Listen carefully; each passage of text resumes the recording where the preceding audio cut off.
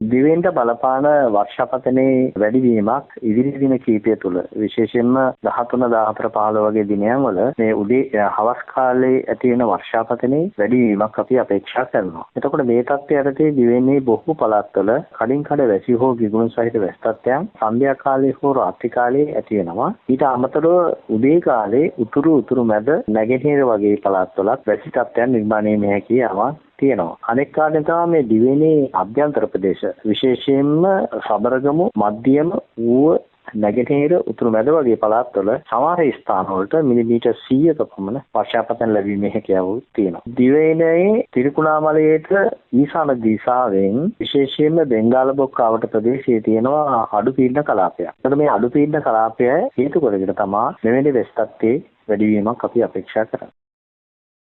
ඇත්ත කෙටියෙන් දත්ත වැඩියෙන් සයිබර් අවකාශයේ කළඹන වුවත් සලකුණ Newsfirst YouTube channelය අදම සබස්ක්‍රයිබ් කරන්න. Newsfirst ජනතාව සමග